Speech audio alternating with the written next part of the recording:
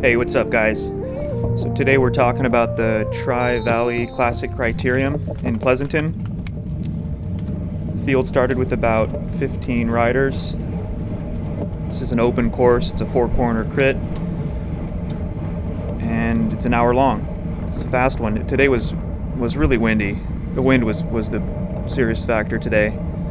I came in with two other teammates from the Tyroon Elite team. And we talked before the race. Really, our big concern was the Cyclesport guys, two Cyclesport guys, Justin and Chaz. They're both really strong. They complement each other really well too. Chaz is this FTP guy, and then Justin has humongous sprint. So we definitely before the race got together and said, you know, those are the major threats, and we're going to look after them, make sure that they don't get away. Also, you had some Mike Spikes development guys. Yeah, here's Justin up here on my left. Had these Mike Spikes development guys. One's on my wheel right now.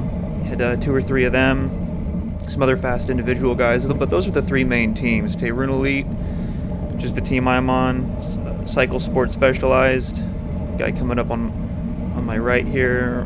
That's Justin. And then the Mike Spikes development squad. So right from the gun, had my teammate Chris. He's already launched an attack with Chaz on his wheels, so that's already like immediately a threatening move. And it's really up to Mike Spike's development guy here on the left to close that down. I don't really want that move up there to connect, because then all the major teams would be represented and we would be 1 out of 3, and I think we can do better than that. So there goes Dave on the right. So the wind is on this start-finish stretch is coming from the right to left. That's why I'm slammed over to the left here, getting a good draft. And so our plan coming into the race was just be aggressive, do our normal thing. It's like no secret how we race on Tyroon Elite. We don't set anything up just for one objective. We have different tactics for different circumstances that may arise on the road. We try to position ourselves for, winning out of a break, winning out of the chase, or winning out of the peloton. It's like I always say, it's like just put yourself in as many race-winning moves as possible.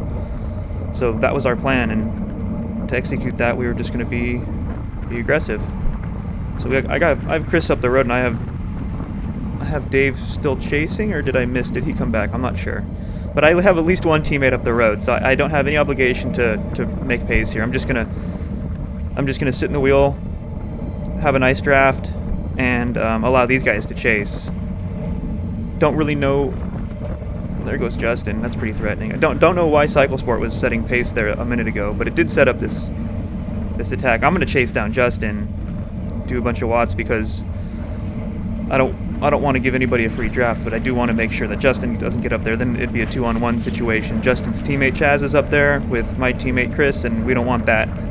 So I'm not going to let Justin get up there. I'm telling him we should go, because I want to get into a move with Justin. That would be pretty good. We both have incentive to work to get up there, because we both have teammates, and if we connect with that front group, that's 4 riders, and then we would all be working. It's 2-on-2. But looks like Mike's brought it back. So what Mike should do here is counter on the left. It's a right to left wind again through this start-finish stretch. They should have a guy like counterattacking right here on the left. Or somebody should be counterattacking here on the left, because I'm tired, Justin's tired, we just did a little effort. So everyone just kind of sits up and we're doing 100 watts. I'm not really sure why, but lucky me. I don't have to respond to any attempts to bridge up to my teammate. So this is like really surgy. You see the pace?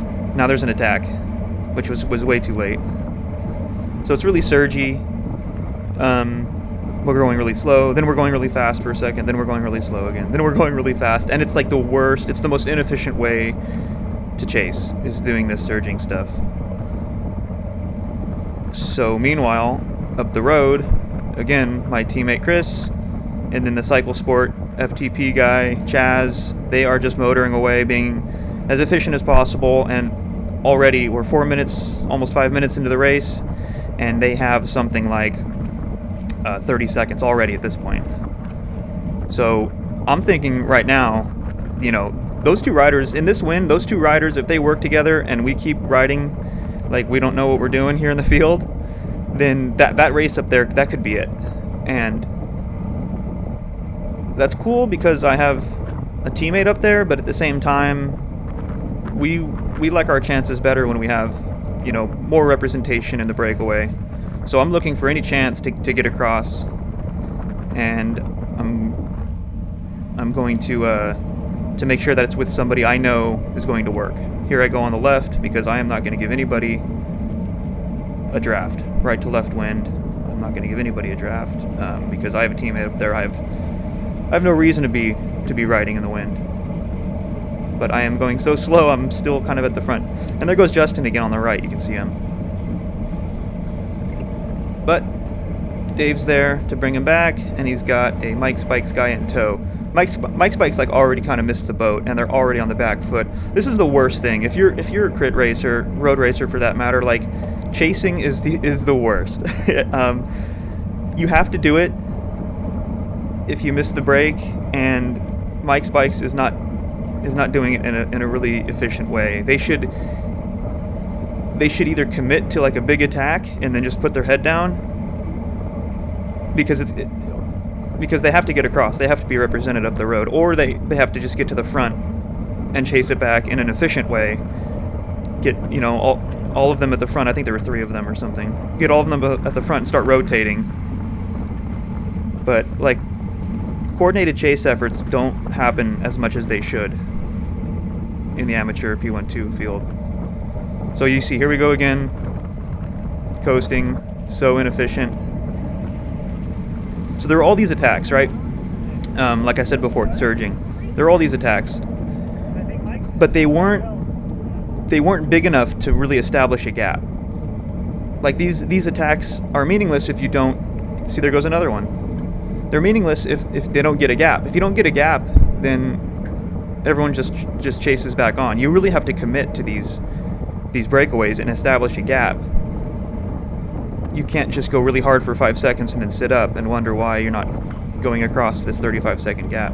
Another weak attack is coming here, so I'm just going to follow it and get a really good draft.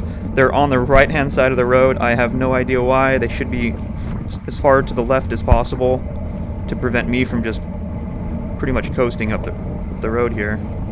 But I'm going to take that opportunity, and I'm just going to do a counterattack myself, try to join my teammate. And I got Justin on my wheel. And I knew I had Justin on my wheel too. I know he's a sprinter, so you're probably wondering, like, why would I knowingly kind of drag Justin up? Well, it's because I know he's going to work. I was okay with this situation. Justin's got a teammate up there. I have a teammate up there. Like I said before, we're both going to work. And my attack, it wasn't half-assed. Like, I went for it. And you see we got this big gap. And I chose to do it in the crosswind section, on the downwind side of the crosswind section, so on the left, coming into the tailwind section. So we immediately have a gap, and now we're committing to it. This is what like the Mike Spikes guys should have been doing, or like I said, rotating at the front and chasing. So Justin's doing good. He's taking his pull. He's doing work. I know he's strong. I'm gonna make sure that he's taking equal pulls though. And you can see the riders behind. They're all strung out. Oh, sorry about my hands there. This is the headwind section though. I'm just trying to get as arrow as possible.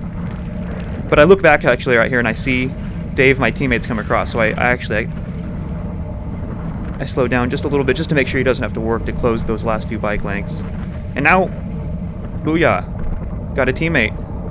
And we still have a gap. Dave is like the master at riding in the winds, in the crosswinds, and he's also really good at just like timing that just right. So he didn't drag anybody with him, and now there's 3 of us, and I have a teammate, and I still have a teammate up the road, and Justin from Cyclesport has a teammate in Chaz up the road. So we're all gonna work together, and we're all gonna take equal pulls. And here's the thing, Justin knows, like, Justin might be thinking, why would I work when I'm just bringing 2 Teirun guys up the road with me? Well, here's why. Because if he starts playing and skipping pulls, then it's 2-on-1 in our group.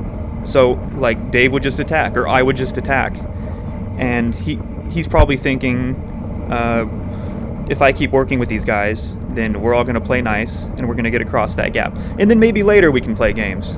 But until then, it's in his best interest to ride with us. So that way we all play nice, we all work together, and he does that for the most part. Like he skipped 1 or 2 poles, but we were going really hard, and that was totally fine with me.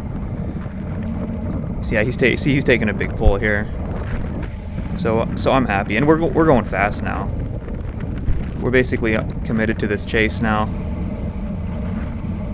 But we still have about 30 seconds to close.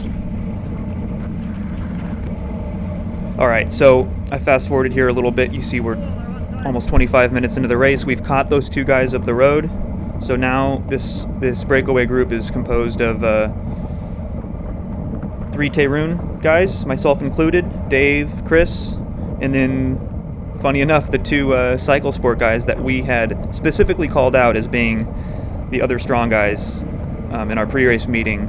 So we feel good about this break. We're all rotating now, and it's a 3 versus 2 situation. So we're happy, us 3 Tayroon riders, and everyone's rotating. They called a preem lap, and I'm going. This is a Omnium race. It's part of a series, so the preem laps count for prizes, but they also count for points. And so I kind of just roll it here, and I get dusted by Justin, and I say, seriously? But it's racing. Like I shouldn't be upset. He had every right to take that preem from me.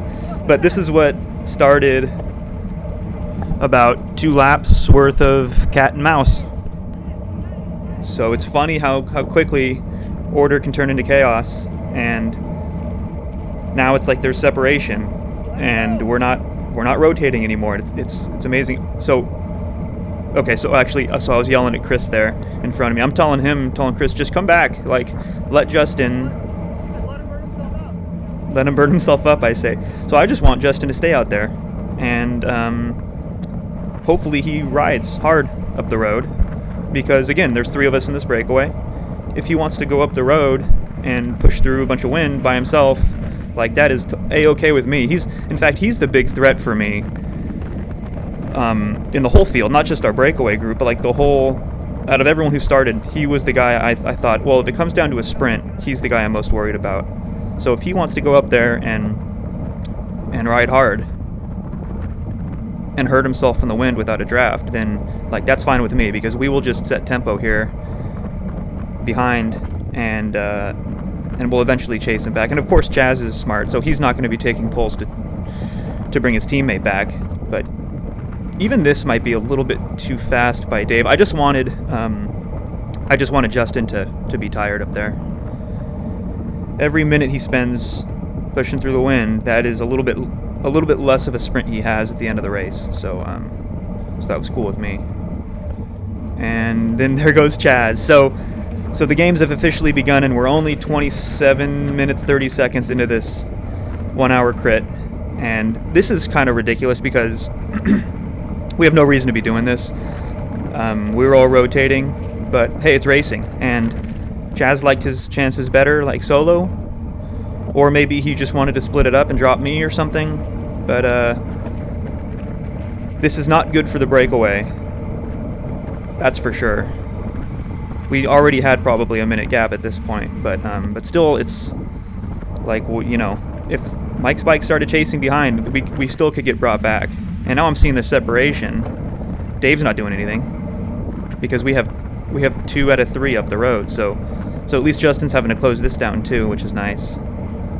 And even Chris put a little gap in there on Chaz. So actually, this kind of worked in our favor a little bit, despite Cyclesport's. I'm talking shit. I'm just saying we're not even halfway done with the race. Why don't we just keep rotating? And then I immediately attack because I'm an asshole. But this is so fun. I mean, we're all bros, and then we get competitive for an hour once a week. That's why I love it, man. It is a lot of fun. But But you saw Justin there.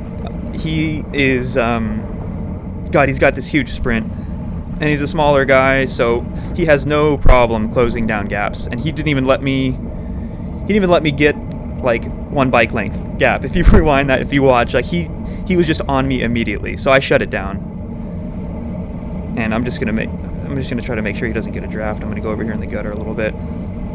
But really, I'm doing 200 watts. I'm not working. And then another counter by Chaz, which is pretty smart now, because at this point, like, I'm getting kind of tired, and I'm thinking we have 30 more minutes. If we just keep doing this, like, I'll eventually get dropped, because I am not as strong as these guys when it comes to these longer efforts. So I wait for the tailwind section, and I step on it a little bit, and I look back. You can see my shadow. I look back just to see how Justin's doing, but they shut it down up the road. And then Chris goes. So it's like we are just this is totally just disruptive, non-cooperative breakaway mode. And if we keep this up, like, we are going to be caught from behind, or there's going to be a selection from the selection. This is what happens in the wind, guys. When it's windy, like, it was 20 miles an hour sustained wind today. Are we done? Can we rotate now? I'm saying, are we done? Have we gotten that out of our system? Can we just go back to rotating now? No, seriously, can we just rotate? And Dave says it's a measuring competition. And I think that's probably the end of the shenanigans for now. Dave gets back on the front. Look at those calves. Look how big he is, too. Look at that draft I'm getting in the headwind. Doing 300 watts, but he's probably doing 500 or something crazy. Yeah, so I think we're done now with the shenanigans, and we go back to a rotation for a while, in which everyone's taking equal turns, and then I was able to snag a couple of preems too. So I'll fast forward then to towards the end. All right, so I fast forwarded a bit again. We are at 39 minutes into the race, and we have caught we've lapped the field. So we're all back together now, but really there's only 5 of us contesting the finish. And this is good for us. We have one more teammate in the group here, Brian. So we're happy with this. We basically gained one more person, and Cyclesport has it. So there goes Justin though on the left, and I'm kind of boxed in, but thankfully Chris goes with it, and we're gonna let them roll a little bit. I don't think Chris is gonna. I mean, Chris shouldn't bring Justin to the line, but we still have quite a bit of time left. I'm telling Brian here, just making sure he's aware of what the situation is on the road. The 5 of us have lapped, who it consists of. I swing off to the left here because of the... Sorry, I'm just... Okay, so that's Dave going across. So now it's Dave and Chris and Justin up the road. All 3 people from the original breakaway, of course. So I'm telling Brian, don't pull. We have 2 versus 1 up the road. We have no reason to bring that back.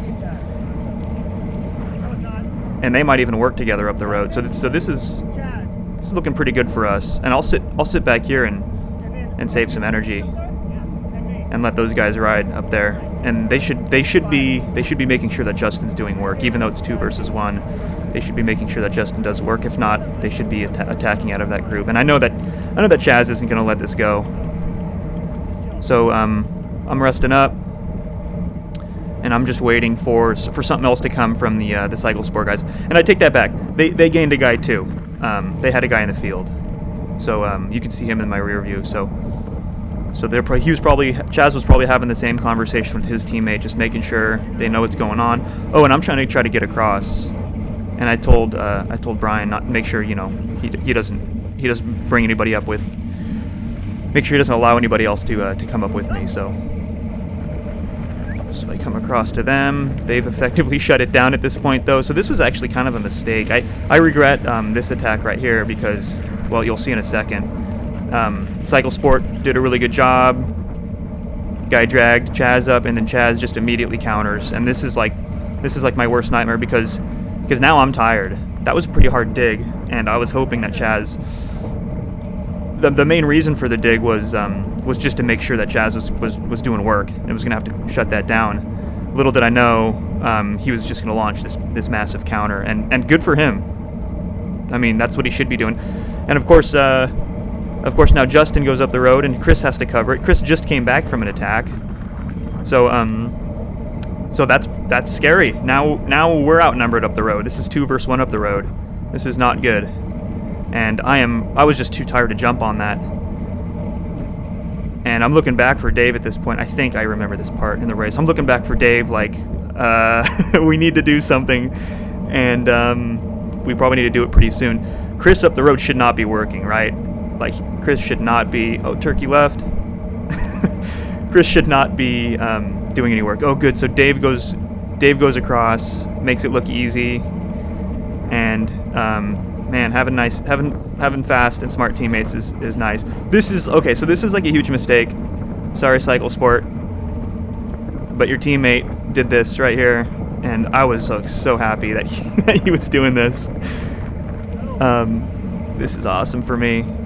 I even asked him to keep riding, and I think does he keep riding? I was asking him to. Kind of does. But I don't know why he did that attack. That just got me a little bit closer for free, right? There is no reason he should have done that attack, especially in the crosswind, and I was sheltered, so that was, yeah. That helped me out, that's for sure. Now I'm in the headwind, and, like, I'm okay with this. Of course, our numbers were better before we lapped, so this isn't really good. It's 2 versus 2 up the road, right? My 2 teammates, and then the 2 Cyclesport guys that had lapped. All part of the original breakaway. Thank you, Brian. So, Brian, I'm telling Brian, my teammates up the road, they shouldn't be doing any work. Because they have... Now it's 2 versus 2, and our numbers should be better. We lapped better. So, I'm telling Brian, take a pull. And I'm telling him to get to the left-hand side of the road. So I get a draft, nobody else does, right? If you watch last week's video, districts, this was a big theme. That was also really windy race. I'm telling him not to kill himself, making sure he's got another pole left in him. But yeah, that's a big theme. Ride the wind, be smart about the wind, and I don't want anybody else to get a draft except me. Everyone else behind should be working just as hard. So again, I have two teammates up the road, but they shouldn't be doing any work with the competition in Chaz and Justin, because that's dangerous. Justin's super fast, and Chaz can go long too. So Cyclesport is kind of outplaying us at this moment in the race. They've dropped me. They've effectively dropped me, and I'm not like panicky yet, but I'm thinking this is not a good situation. Thankfully, my teammates do the smart thing and just make sure they're not driving that group too hard. So you can see they're all fanned out. And I'm sure that if the Cyclesport guys had anything left at this point, like Chaz would have done another counter right there. That would have been the moment. And I'm talking with Chris right now. I'm like, good work, not driving that group. I don't know what else we're talking about, but I'm just trying to rest up. It's been a hard race. This is probably the lowest my heart rate's been in a long while. But we're all back together now, and I am just preparing for the counter because I know it's going to come. These Cyclesport guys know how to race their bikes for sure, and I'm not going to let Justin get away with Tyler. Tyler's got this really strong 10-15 minute effort, and that's about how much longer there is in the race, so I am not going to let that happen. So I get on Justin's wheel, and so Tyler unfortunately missed that first move, so it's okay if he gets away. I have no reason to chase that down. It's us versus just the 5 of us. The race has come down to the 5 of us. All these other guys are a lap down. The best they can do is 6th place. And who was that? Was that Was that Chaz? I think that was Chaz. So that, okay, I think it was, because now you can see I'm drilling it a little bit. So man, yeah, Cyclesport, like, they're racing really well. And yeah, Dave and Brian. There goes Dave.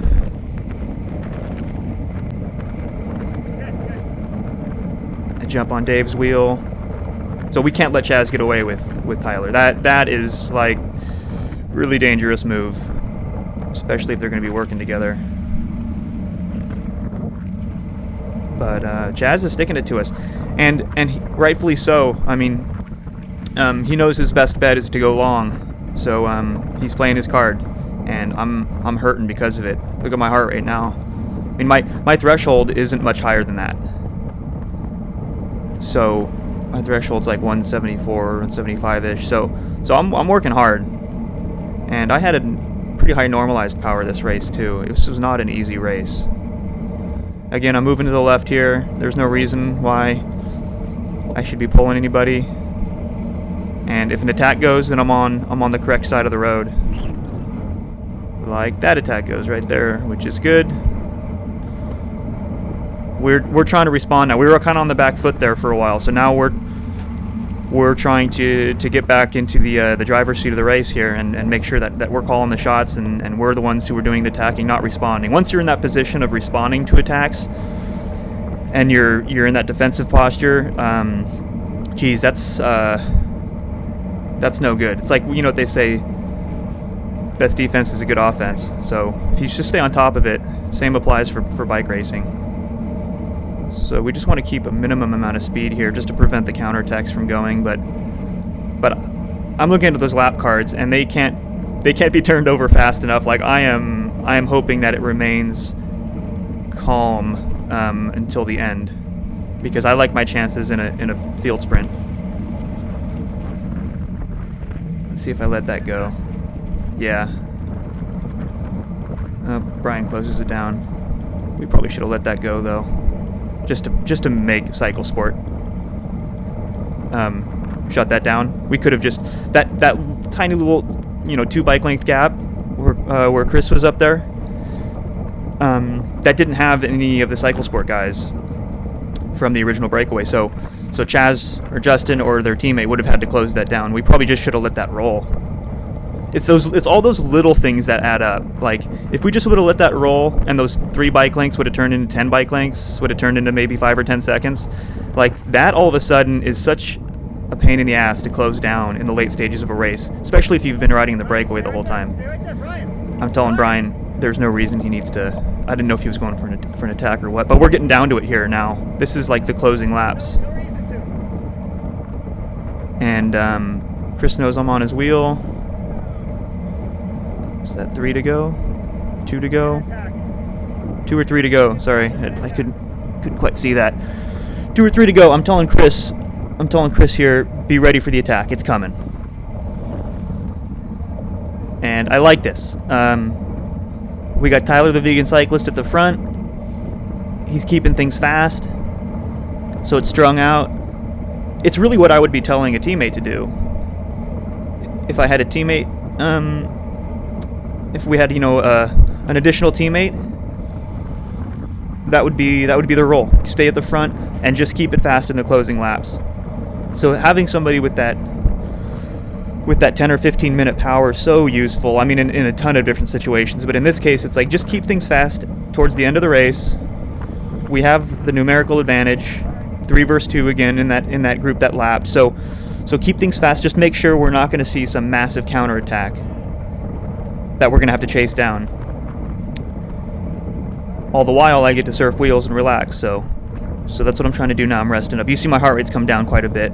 This is actually, I think, the lowest it was the whole race right here. So I'm liking my chances at this point. I'm thinking we're probably going to have to deal with some late race attacks. Yeah, we're coming in. We're on 2 to go right now. Once we hit the line, it's going to be the last lap. So, like I was saying, I like my chances in this group. Justin, just like before the race even started, Justin's the guy to look out for. He's on my wheel right now.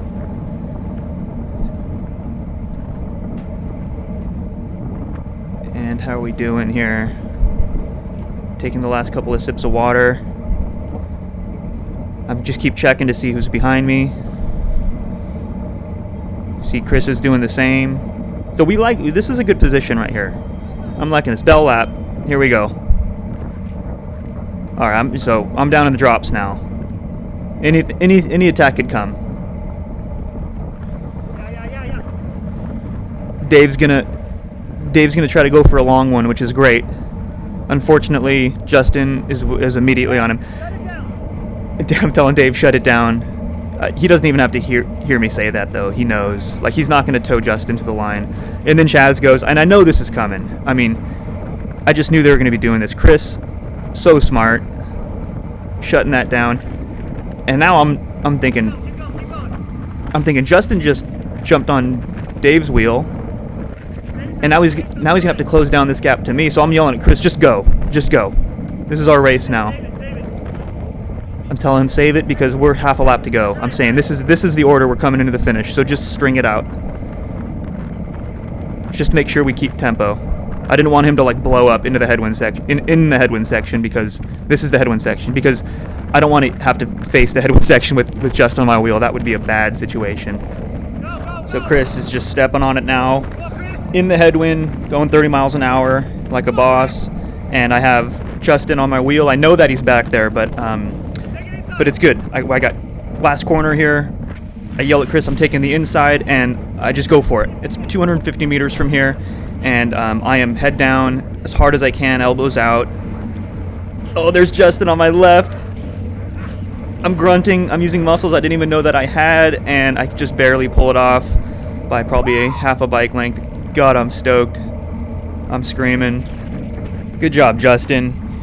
I'm going to enjoy these victories while I can, because I know it won't be much longer until I won't be able to go head-to-head sprint with you anymore. You'll be kicking my ass. So, yeah, good work, man. And that sprint, I mean, it's a complicated thing, right? You're probably wondering, why would I give up the left-hand side of the road? That's the sheltered side of the road. It's a right-to-left crosswind. But, to take that corner at speed the way I did, I have to keep pedaling. And if I take it too sharp and I'm still pedaling, then I'll clip a pedal. That's not good. So my options were slow down and take control of the left-hand side of the road, or just put my head down and go as hard as I could for the last 250 meters, but give up that sheltered side of the road, which is what I decided to do. But it's not always an easy decision. So thanks for watching, guys. Stay tuned for the next one.